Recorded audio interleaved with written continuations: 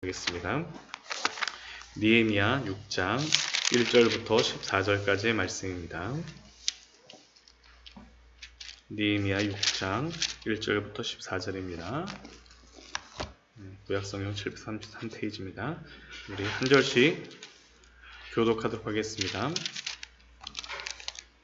산발락과 도비아와 아라비아 사람 게셈과 그 나머지 우리의 원수들이 내가 성벽을 건축하여 허물어진 틈을 남기지 아니하였다 함을 들었는데 그때는 내가 아직 성벽에 문짝을 달지 못하였던 때라. 산발락과 게셈이 내게 사람을 보내어 이르기를 오라 네가 오로 평지 한촌에서 서로 만나지 아니 식사는 나를 해하고자 하니었더라. 내가 곧 그들에게 사자를 보내어 이르기를 내가 이제 큰 역사를 하니 내려가지 못하겠노라. 어찌하여 역사를 중지하게 하고 너희에게 내려가겠느냐 하매 그들이 네 번이나 이같이 내게 사람을 보내되 나는 꼭 같이 대답하였더니 산발랏이 다섯 번째는 그 종자의 손에 봉하지 않은 편지를 들려 내게 보냈는데 그들의 이르기를 이방 중에도 소문이 있고 가슴으로도 말하기를 너와 유다 사람들이 모반하려 하여 성벽을 건축한다 하니 내가 그 말과 같이 왕이 되려 하는도다.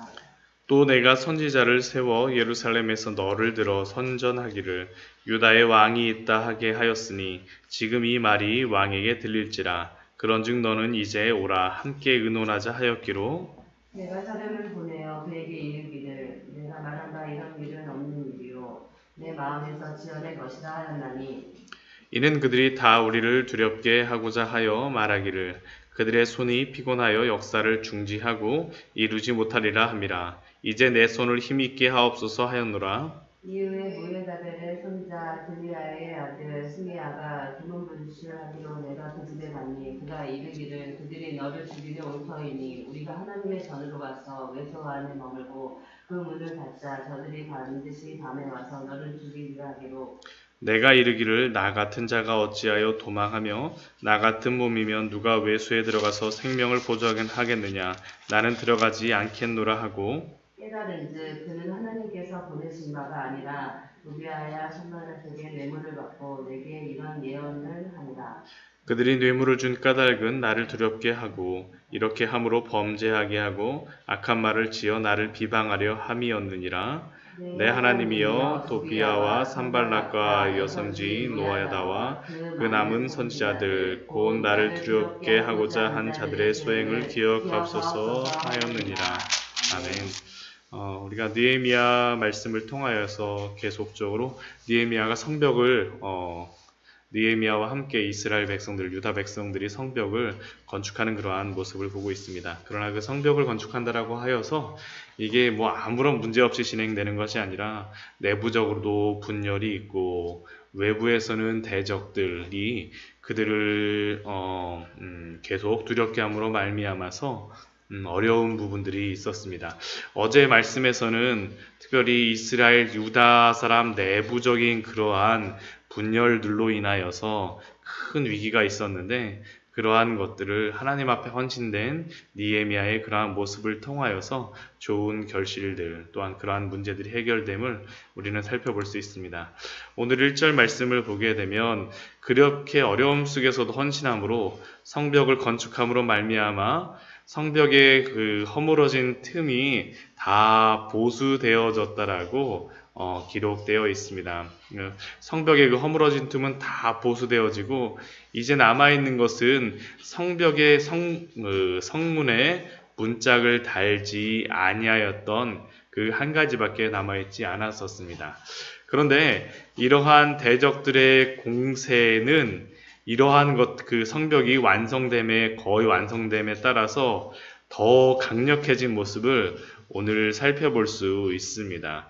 1절 말씀 보면 산발락과 도비아와 아라비아 사람 게셈이 그러한 성벽의 그러한 허물어진 틈이 다 거의 마무리되어졌다라는 이야기를 들으니까 이제 사람을 보냅니다. 2절 말씀 보면 사람을 보내어서 우리가 오노평지라고 하는 그곳에서 만나자라고 이야기를 합니다. 근데 그렇게 만나자라고 하는 이유가 무엇입니까? 그것은 바로 느헤미야를 죽이고 해하고자 함이었습니다. 이 성벽 건축이 이제 되어지는 것을 다른 방법이 아니라 그것을 인도하는 지도자를 해하려고 하는 것을 이제 마지막 수단으로 삼으려고 하는 거죠. 겉으로는 이제 어떠한 회담이라던가 이러한 모임을 통하여서 그것을 평화적으로 해결하자라고 이야기하지만 실제 그 마음 속에는 그렇게 그런 마음이 있지 않았습니다. 그래서 느헤미야가 3절 말씀을 보면 반대로 사자를 보내서 큰 역사가 있기 때문에 내려가지 못하겠노라라고 중지하지 그 성벽 건축하는 것을 중지하지 않고 너희에게 내려가지 못하겠노라고 하자 그 산발락과 그 대적들이 4번이나 사람을 내게 보내었더라고 이야기합니다. 굉장히 줄기차게 하는 거죠. 줄기차게. 한 번 정도는 안 돼라고 이야기할 수 있지만 한 2번, 3번, 4번씩이나 막 이렇게 하니까 우리의 마음이 이렇게 되면 야 정말 이게 가야 되나 말아야 되나 가야 되나 말아야 되나 진짜 그런 게 있지 않습니까? 굉장히 산발락과 도비아가 굉장히 거기에 대해서 느헤미야에게 계속적으로 하자라고 유혹을 하고 있습니다. 그런데 이러한 그 4번의 그러한 그 청함이 실패하자 5번째는 어떻게 하냐면 5절 말씀을 보면 산발랏이 그 전령의 손에 종자의 손에 봉하지 않은 편지를 들려 보냈다라고 합니다. 왜 봉하지 않은 편지를 보냈을까요? 언제든지 뺏어 볼 수 있다라는 겁니다. 느헤미야에게 물론 편지를 보내지만 궁금하잖아요. 그러니까 이게 한번 산발랏이 보내는 그러한 종자들이 그 전령들이 가면서 야 산발랏이 이런 편지를 보냈어 하면서 이렇게 한번 소문 내고 하는 겁니다. 그 소문이 무엇입니까? 그 글에 이르기를 이방 중에 소문이 있다. 이방 중에 다른 민족 중에 이런 소문이 쫙 났어요. 무슨 소문이요? 너와 유다 사람들이 모반하려 하여 성벽을 건축한다 하나니 내가 그 말과 같이 왕이 되려 하는도다. 지금 가장 두려운 것은 바로 이겁니다. 성벽을 건축하는 이유가 왕이 되고자 느헤미야와 유다 사람들이 모반을 하고자 한다라는 거죠. 만약 이것이 물론 느헤미야가 술간원으로 되며 왕에게 아닥사스다 왕에게 총애를 받고 있지만 그것은 모르는 거거든요. 한번 마음에 안 들어가고 왕이 되려고 한다는 소문이 진짜 들어가고 실제로 다 그것을 인정하기 시작하면 유다가 성벽 건축하는 것이 아니라 유다 사람들은 다 몰살을 당하는 겁니다. 다 몰살을 당하는 거예요. 굉장히 두려운 그러한 위협입니다. 더군다나 내가 그러는 게 아니라 그 주변의 여러 사람들, 이방 중에 소문이 있다라고 합니다. 7절 말씀에도 동일한 거죠. 선지자까지 세워서 예루살렘에서 너를 들어 선전하기를 유다의 왕이 있다 하게 하였으니 지금 이 말이 왕에게 들릴지라. 소문만 있는 게 아니라 내가 알려줄 거야 왕에게. 내가 가서 할 거야. 실질적인 위협입니다. 그러니까 이제 너는 와서 함께 의논하자. 느헤미야에게 그 4번씩이나 전령을 보내서 안 되니까 이 주변의 사람들을 불안하게 만드는 겁니다. 그렇게 되면 어떻게 되겠습니까? 느헤미야 주변의 사람들이 느헤미야시여 총독이시여 빨리 가서 한번 이거 회담 한번 해보십시오. 잘못했다가 우리 전체가 다 죽게 생겼습니다. 그런데 이러한 것에 대하여서 어떻게 느헤미야가 답변합니까? 8절 말씀을 보면 이렇게 답변하죠. 내가 사람을 보내어 그에게 이르기를 내가 말한 바 이런 일은 없는 일이요 내 마음에 지어낸 것이라 하였나니. 내 마음에 지어내었더라고 그냥 거기에 대해서 답변을 하는 겁니다. 그리고 또한 그들의 그러한 그 느헤미야가 그렇게 답변한 이유는 바로 9절 말씀에서 우리에게 이야기하죠. 이는 그들이 다 우리를 두렵게 하고자 하여 말하기를 그들의 손이 피곤하여 역사를 중지하고 이루지 못하리라 함이라. 결국 이겁니다. 여기서 느헤미야가 지금 성벽을 건축한다라고 하지만 이 느헤미야가 성벽을 건축하는 것은 단순히 그냥 성을 세우는 게 아니에요. 성벽을 세우는 게 아니라 이것이 무엇입니까? 영적 전쟁입니다. 영적 전쟁.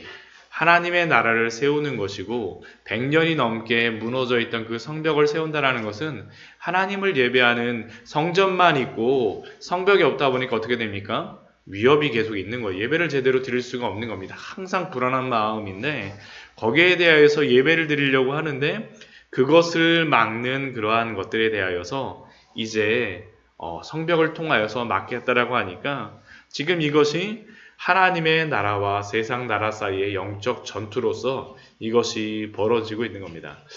우리가 계속적으로 주일 예배 때 봤었지만 마귀라는 존재가 무엇입니까? 속이는 것이죠. 속이는 것. 앞부분에 우리가 봐도 이 대적들이 하는 것이 무엇입니까?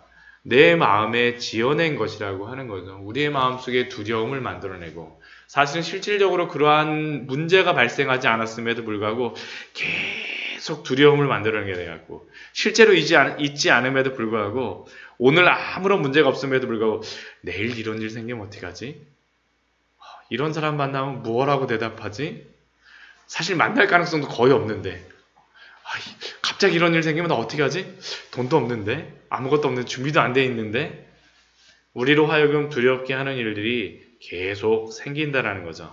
그때 느헤미야가 하는 짤막한 기도가 한마디가 있습니다. 9절 말씀 후반절에 무엇이라고 합니까? 이제 내 손을 힘있게 하옵소서. 이제 내 손을 힘있게 하옵소서. 하나님이 우리에게 힘 주셔야 된다라는 겁니다. 느헤미야는 그가 참되게 두려워해야 될 대상이 하나님이라는 것을 그는 알고 있습니다. 바로 하나님을 두려워한다는 것이 무엇입니까? 하나님을 경외하는 것입니다. 믿음이란 무엇이겠습니까? 하나님을 경외하고 그분을 신뢰하는 것이 아니겠습니까? 두려워할 자를 두려워하는 것. 그것이 바로 믿음이고 느헤미야가 짤막한 기도를 통하여서 우리에게 알려주는 것은 내 손을 힘있게 하는 것은 백성들의 여론도 아니고 지지도 아니라 바로 하나님이 내 손을 힘있게 하시는 분입니다. 라는 것을 고백하고 있습니다. 우리도 이렇게 두려운 그러한 일들이 벌어졌을 때 세상을 두려워하는 것이 아니라 하나님의 손에 있기를 기도하십시오. 하나님이 우리를 붙잡아 주시기를 기도하십시오. 그런데 이러한 위협으로만 그치지 않습니다. 10절 말씀을 보게 되면 그 산발랏이 그냥 위협하는 게 아니에요. 이번에는 그 방법이 안 되니까 어떻게 됩니까? 무에다벨의 손자 들라야의 아들 스마야가 두문불출하기로. 이 두문불출이 무엇입니까? 집 밖을 나오지 않는 것이에요. 집 밖에 나오지 않고 그냥 집에서 계속 있는 겁니다. 선지자가 지금 이렇게 있는 이유가 무엇이겠습니까? 선지자가 어떤 행동을 한다는 것은 그냥 행동을 하는 것이 아닙니다. 어떤 의미가 있어요. 예전 그 이사야 선지자나 예레미야 선지자 같은 경우에는 그냥 며칠 동안 그냥 계속 한쪽으로만 누워 있습니다. 또 그 누워 있는 게 끝나고 나니까 그 다음 쪽으로 누워 있고, 예레미야 선지자는 결혼도 안 합니다. 그런 이유들이 무엇입니까? 하나님이 그러한 행동들을 통하여서 무엇을 보여주시겠다는 겁니다. 지금 이 스마야 같은 경우는 그냥 사람이 아니라 선지자입니다. 서문지자. 집에 가만히 있는 것. 이것을 통하여서 무엇을 나타낸다라는 것을 느헤미야에게 무엇인가를 드러내고자 하는 겁니다. 그러니까 느헤미야가 그의 집에 갔습니다. 그러니까 그 스마야 선지자가 이야기하는 것이 무엇입니까? 10절 이후의 말씀 보면 그들이 너를 죽이러 올 터이니 우리가 하나님의 전으로 가서 외소 안에 머물고 그 문을 닫자. 저들이 반드시 밤에 와서 너를 죽이기라 하기로. 결국 이 스마야가 그 집 안에 있었던 이유가 무엇입니까? 너도 하나님의 성전에 들어가고 문 닫고 그냥 있어야지 돼. 움직이지 마. 가만히 있어. 그걸 보여주기 위해서 어떤 행동으로 예언을 하고 있습니다. 그런데 그가 그렇게 한 이유가 무엇입니까? 12절 말씀을 보면 그렇게 대답을 하죠. 깨달은즉 그는 하나님께서 보내신 바가 아니요 도비야와 산발랏에게 뇌물을 받고 내게 이러한 예언을 함이라.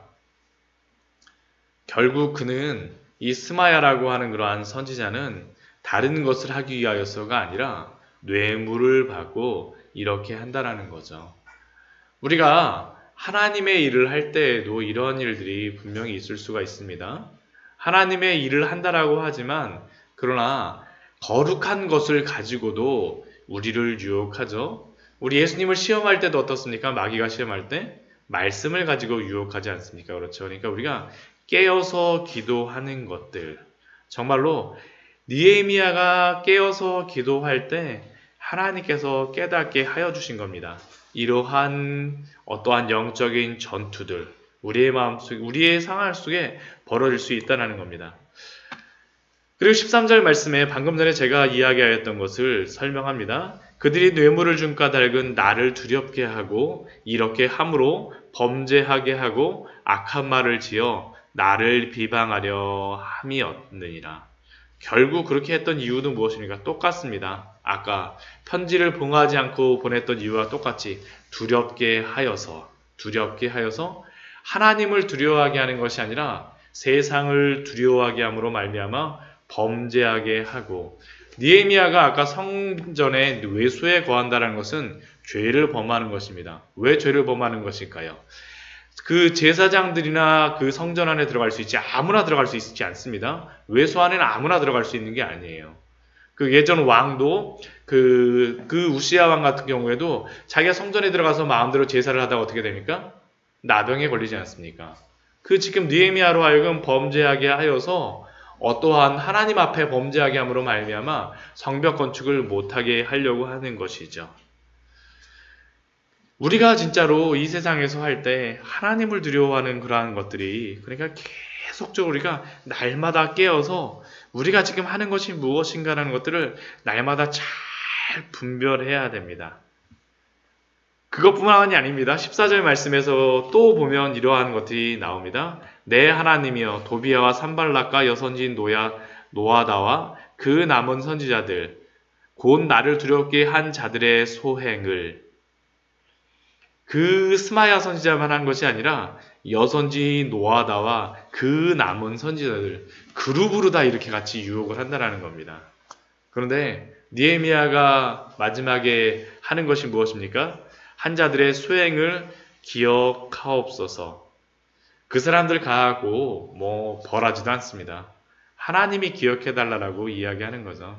물론 우리가 사람에게 잘못한 것에 대해서 분명히 따지고 잘못한 것에 대해서 이야기하여야 되지만, 그러나 우리가 기억해야 될 것은 원수 갚는 것도 하나님께 있음을 우리가 살펴보아야 합니다. 하나님이 기억하시는 가운데 우리의 원수도 기억하여 주시고 나도 기억하여 주심으로 말미암아 우리의 여러 발걸음들이 주 안에 있기를 날마다 기도하여야 되겠습니다. 좌로나 우로나 치우치는 것이 아니라 하나님 따라서 쭉 가는 것. 그래서 성도들이 가는 길을 무슨 길이라고 얘기합니까? 좁은 문, 좁은 길이라고 이야기합니다. 그래서 좁은 문, 좁은 길이에요. 옆에 보이는 것들과 소리들이 너무나도 많습니다. 그러한 때마다 세상을 두려워하거나 그런 것들이 아니라 하나님을 경외함으로 오늘도 주님의 거룩한 길을 가심으로 평안을 누리신 우리 성도님들 되시기를